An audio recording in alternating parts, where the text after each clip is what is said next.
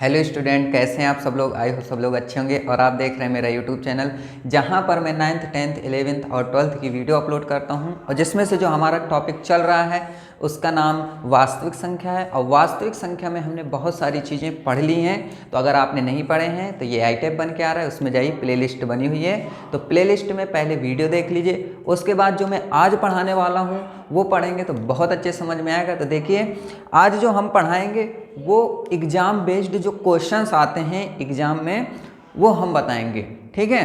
तो चलिए स्टार्ट करते हैं, और स्टार्ट करने से पहले वीडियो को लाइक कर लीजिएगा और चैनल को सब्सक्राइब कर लीजिएगा, जिससे कि मेरी जितनी भी वीडियो आती है उसकी आपको नोटिफिकेशन मिलती रहेगी और जिससे आपका भी लॉस नहीं होगा। तो देखिए, आज जो हम पढ़ाएंगे वो इम्पॉर्टेंट क्वेश्चन है। तो सबसे पहले हम यहाँ पर इम्पॉर्टेंट क्वेश्चन लिखते हैं, ठीक है। इम्पॉर्टेंट क्वेश्चन, देखिए इंपॉर्टेंट क्वेश्चंस। पहला तो देखिए यहाँ पर मैंने इससे पहले आप लोगों को यूक्लिड विभाजन प्रमेयिका बताई थी, ठीक है। यूक्लिड विभाजन प्रमेयिका का यूज जो होता है वो HCF निकालने के काम में आता है। अब ये HCF कैसे निकालते हैं यूक्लिड विभाजन प्रमेयिका से, वो आज हम देखते हैं। तो देखिए, सबसे पहले मैं एक क्वेश्चन लिख लेता हूँ कि क्वेश्चन लिखा है, प्रश्न लिखा है कि 130 और 280 का HCF यूक्लिड विभाजन प्रमेयिका द्वारा ज्ञात कीजिए, ठीक है। तो देखिए, ये मेरा एक प्रश्न है और ऐसा प्रश्न आपको एग्जाम में भी मिल जाएगा। तो यहाँ पर सबसे पहले देखिए आपको करना क्या है, मैं सबसे पहले थोड़ा सा आपको इसके बारे में बता देता हूँ कि जो यूक्लिड विभाजन प्रमेयिका होती है वो होता है A = B × Q + R। A जो होता है वो होता है भाज्य, यहाँ जो होता है वो होता है भाजक, यहाँ होता है वो होता है भागफल और यहाँ पर शेषफल होता है, ठीक है। तो भाजक भाज्य ये सब चीज़ें मैं पिछले लेक्चर में बता चुका हूँ, ठीक है। तो यहाँ पर मैं सबसे पहले करने वाला हूँ कि यहाँ पर देखिए जो सबसे बड़ा नंबर होता है उसको A मान लेते हैं, ठीक है। तो मैंने A बराबर मान लिया 280, ठीक है। फिर इसके बाद B मानते हैं छोटे वाले को 130। इतना करने के बाद अब देखिए यहाँ पर हम सीधे लिखेंगे कि यूक्लिड विभाजन प्रमेयिका से या द्वारा लिख लो, ठीक है, द्वारा। तो यहाँ पर सूत्र लिखेंगे A = B × Q + R।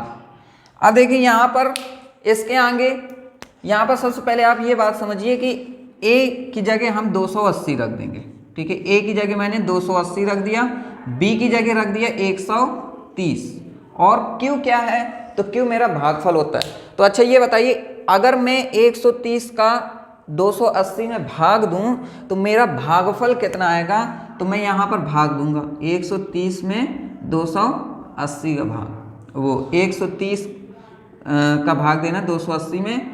तो देखिए ये एक बार जाएगा कि दो बार जाएगा, तो ये जाएगा 2 बार में, ठीक है। तो ये हो जाएगा कितना 260, तो ये आ जाएगा 20, ठीक है। तो ये मेरा 20 क्या आया, शेषफल आया है और 2 भागफल आया है। तो मैं यहाँ पर शेषफल की जगह रख दूंगा कितना, भागफल की जगह 2 और शेषफल की जगह 20। यहाँ तक क्लियर हो गया। अब देखिए इसके बाद हमें करना क्या होता है कि यहाँ पर जो शेषफल होता है ना, जब तक शेषफल 0 के बराबर नहीं आ रहा है तब तक हमें यही प्रोसेस दोहराते रहना है। तो देखिए कैसे दोहराएंगे, तो हम पहले यहाँ लिखेंगे कि शेषफल 0 नहीं है अतः हम पुनः करेंगे। ठीक है, अब पुनः करने में, दोबारा करने में हमें a क्या लेना है, b क्या लेना है। तो आप ये याद रखिए कि यहाँ पर जो 130 जो हमारा b होता है वो अब a बन जाता है। a बराबर 130 हो जाएगा और b बराबर क्या हो जाएगा, तो यहाँ b बराबर शेषफल हो जाता है। ठीक है, ये 20। ठीक है, तो यहाँ पर इसको आप a मानना और इसको आप b मान लेना। ये हर बार प्रोसेस इस तरीके से करते रहना चाहिए। तो ये a बराबर फिर 130 बराबर, अब यहाँ b की वैल्यू कितनी हो जाएगी 20, और इसमें आप देखोगे तो इसका भागफल कितना आएगा, तो फिर आप भाग दे दो। तो 20 का भाग देंगे 130 में, तो ये चला जाएगा कितने बार, 6 बार में। तो यहाँ शेषफल कितना बचेगा 10, भागफल 6 और शेषफल हमारा 10 हो जाएगा। ठीक है, अब इसके बाद फिर से यहाँ कह देंगे कि शेषफल 0 नहीं है। ठीक है, ठीक है, अगर शेषफल 0 नहीं है तो फिर दोबारा करेंगे। तो यहाँ पर मैं फिर से a बराबर क्या मानूंगा, 20 मान लूंगा और b बराबर 10 मान लूंगा। तो ये हो जाएगा कितना, ये हो जाएगा 20 बराबर 10 और गुणा। तो देखो ये इस बार चले 10 दूना 20। ठीक है, तो यहाँ पर भागफल 2 आ जाएगा और शेषफल कितना आ जाएगा 0। तो लिख दूंगा यहाँ पर मैं कि शेषफल r बराबर 0 प्राप्त हुआ। ठीक है, अतः HCF बराबर, हम यहाँ पर देखिए HCF जो b की वैल्यू होती है ना वो हो जाएगी, तो HCF बराबर b।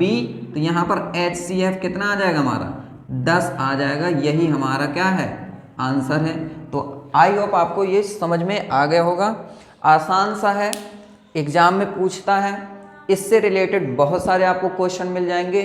ट्राई कीजिए। जो क्वेश्चन नहीं बन रहे हैं या आपको कोई प्रॉब्लम ऐसी आ रही है कि जैसे ये मेथड इससे बहुत ज़्यादा डिफरेंट है, ठीक है, तो आप मुझे कमेंट कीजिए, व्हाट्सएप कीजिए, मैं आपको ज़रूर रिप्लाई दूंगा और फिर मैं एक वीडियो ज़रूर बना दूंगा इससे रिलेटेड। ठीक है, तो अब देखिए यहाँ पर ये क्वेश्चन होने के बाद एक क्वेश्चन बहुत बार पूछा जाता है। ठीक है, इस तरीके के रिलेटेड क्वेश्चन जो आपको मिलेंगे वो मैं बता रहा हूँ, तो इसको आप नोट कर लीजिए, मैं मिटाता हूँ।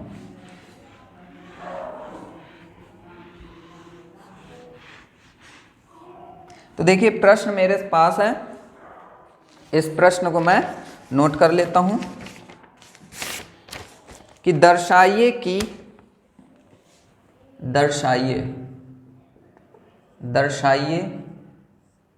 कि प्रत्येक धनात्मक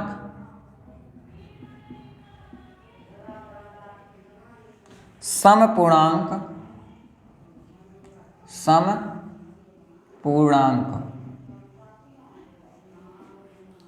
2q के रूप का होता है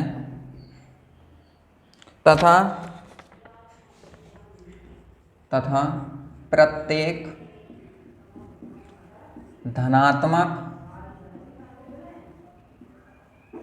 प्रत्येक धनात्मक विषम पूर्णांक 2q + 1 के रूप का होता है। ठीक है, जहां q कोई पूर्णांक है।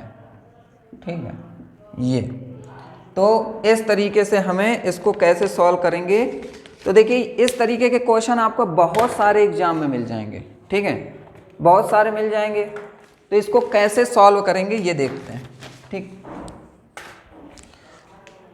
तो सबसे पहले मुझे यहाँ पर क्वेश्चन को एक बार अच्छे से पढ़ना चाहिए ताकि आपको भी समझ में आए। देखिए लिखा है दर्शाइए कि प्रत्येक धनात्मक समपूर्णांक।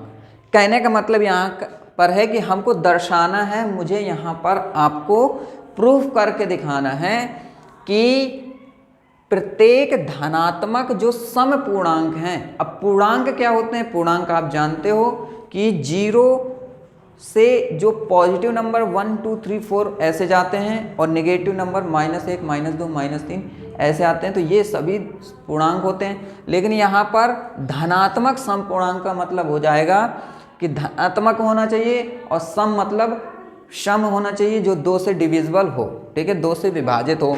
तो ऐसे 2 4 6 8 10 ये होते हैं। तो सम धनात्मक पूर्णांक 2q के रूप का होता है, ये मुझे प्रूफ करके दिखाना है। और ये भी बताना है कि प्रत्येक धनात्मक विषम पूर्णांक 2q + 1 के रूप का भी होता है, ठीक है, दोनों होते हैं। तो यहाँ पर इसको कैसे दिखाते हैं, ठीक है। तो सबसे पहले आपको यहाँ पर लिख लेना है सिद्ध, प्रूफ, ठीक है, सिद्ध।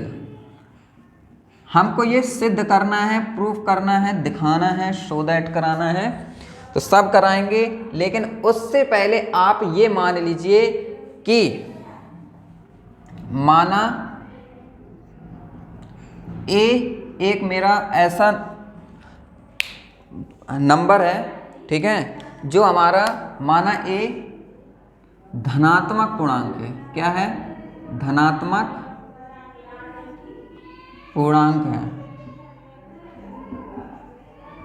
धनात्मक पूर्णांक है। तो स्केच नहीं चलते मेरे अच्छे से। माना ए धनात्मक पूर्णांक है। अगर ए धनात्मक पूर्णांक है, ठीक है, और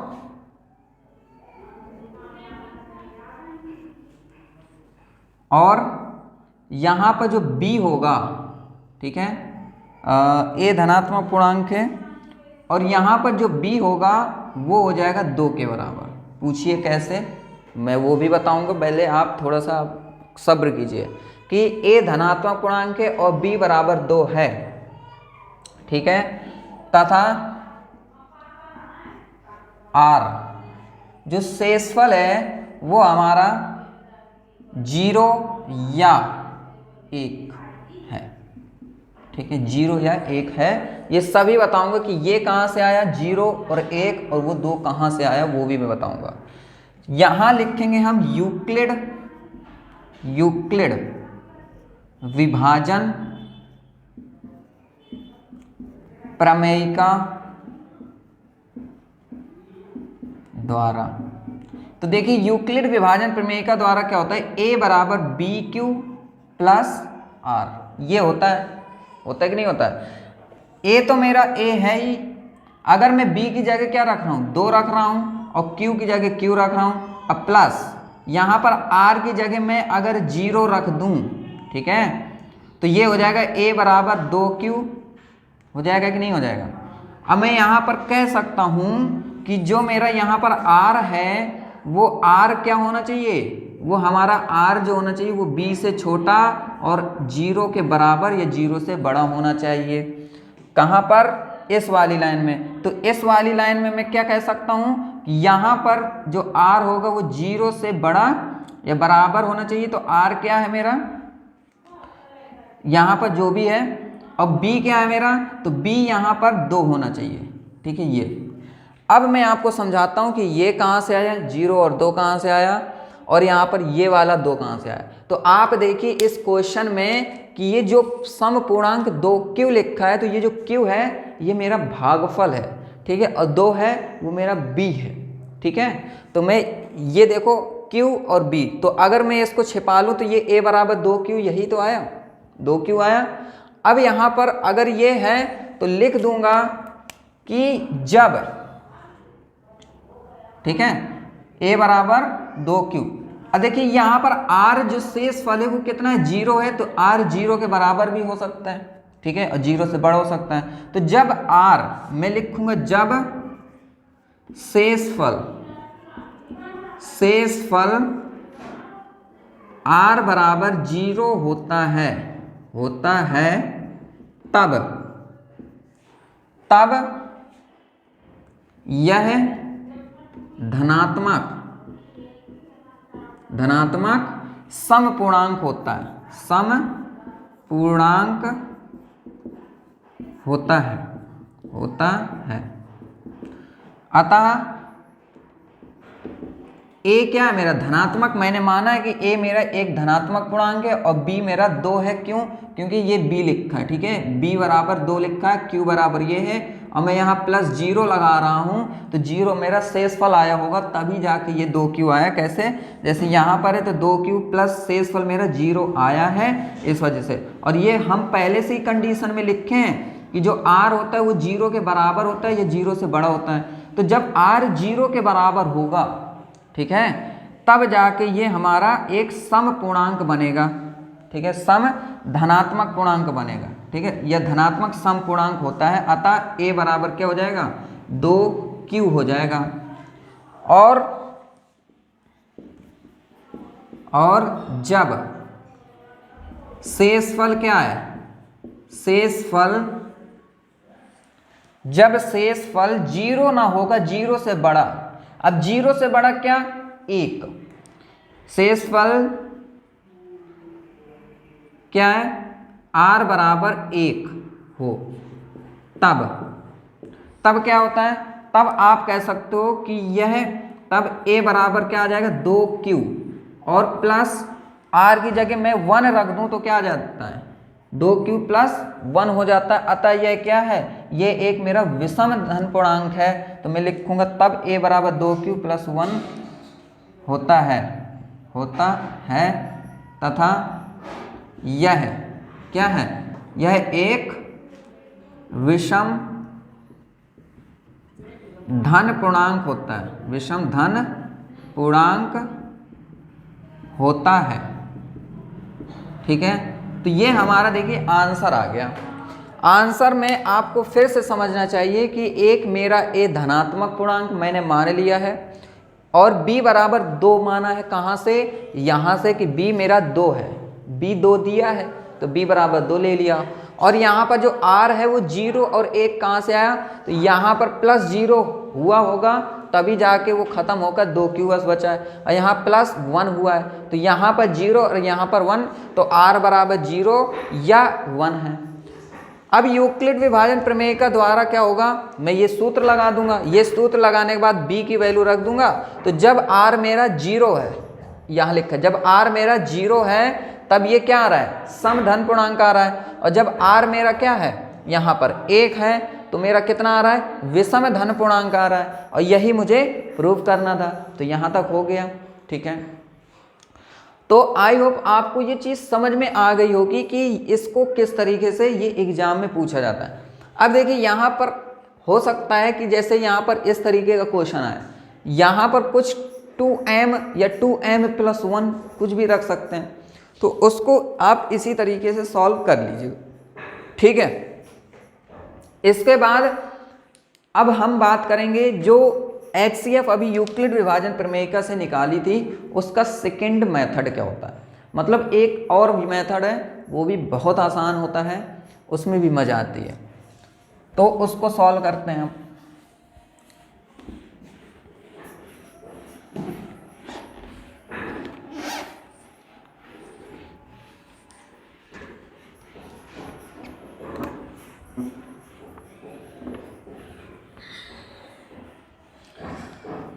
देखिए जैसे वही वाला क्वेश्चन फिर से मैं ले लेता हूं कि 130 तथा 280 को यूक्लिड विभाजन, एक यूक्लिड ये भी होता है ना, यूक्लिड विभाजन प्रमेयिका द्वारा ज्ञात कीजिए, द्वारा HCF ज्ञात कीजिए, ठीक है, HCF ज्ञात कीजिए। तो देखिए मैंने इसलिए इसको लिया है क्योंकि उस बार भी HCF 10 आया था और इस बार भी 10 ही आएगा, बस मेथड जो होगा वो दूसरा होगा। तो देखिए इसको कैसे करते हैं, तो सबसे पहले हमको करना क्या है कि यहाँ पर लिख लेना है हल, ठीक है। हल लिखने के बाद यहाँ पर a बराबर लिखना है 280 और b बराबर लिख लेना है 130। इतना करने के बाद अब आपको यहाँ पर इस तरीके से लाइन ड्रॉ कर देनी है, ठीक है। लाइन ड्रॉ करने के बाद आप यहाँ पर जब यहाँ पर b होता है तो यहाँ पर 130 रखेंगे और यहाँ पर 280 रखेंगे। इसका जब इससे डिवाइड करेंगे तो 2 बार में आएगा, तो ये आ जाएगा हमारा 260, ठीक है। अब इसको सब्ट्रैक्ट कीजिए तो 0 0, तो ये हमारा 20 आ जाएगा। फिर अब देखिए यहाँ पर करना क्या है, सिंपल सा काम है। ये जो 20 लिखा है ना, बस यहीं पर इस तरीके से लाइन खींच दीजिए। इसके बाद ये जो लिखा है इसको यहाँ रख दीजिए 130, फिर ऐसे लाइन। अब ये कितने बार जाएगा, तो ये 6 बार में जाएगा, तो ये 120 हो जाएगा। फिर इसको हम 0 और ये 1 हो जाएगा। फिर अब क्या करना है, यहीं से फिर से एक बार लाइन खींच दीजिए। फिर ये जो 20 रखा है इसको यहाँ रख लीजिए, फिर ऐसे। तो कितने बार जाएगा, 10 दूना 20, तो ये कितना हो गया, शेषफल मेरा 0 आ गया। मतलब यहाँ पर जो 10 है वो मेरा HCF है, तो मैं यहाँ पर कह सकता हूँ कि जो HCF होगा, HCF ब्रैकेट में लिख लीजिए 130, 280, ठीक है। यहाँ पर पहले बड़ा वाला लिख लीजिए, ठीक है, 280, 130, ये तो इसका मान कितना होगा 10, यही हमारा आंसर है। देखिए एक ये हमारा शॉर्टकट है, अच्छा मेथड भी है। अगर आपको वो मेथड जैसे पसंद नहीं आ रहा है या आपको प्रॉब्लम हो रही, देखिए एग्जाम में आप कैसे 2 तरीके से कर सकते हो। अगर मान लीजिए 2 नंबर का आया, ठीक है, छोटा क्वेश्चन आया, तो आप ये वाला मेथड लगा दीजिए। अगर वो 4 नंबर का पूछ रहा है तो आप वो वाला मेथड लगा दीजिए। मतलब नंबर के हिसाब से आपको मेथड यूज करना चाहिए। ये नहीं कि लॉन्ग में पूछा गया है और आपने शॉर्ट मेथड रख दिया तो नंबर भी कम हो जाते हैं, ठीक है। तो अब हम मिलेंगे नेक्स्ट लेक्चर में, तब तक के लिए खुश रहिए and thank you very much and good bye.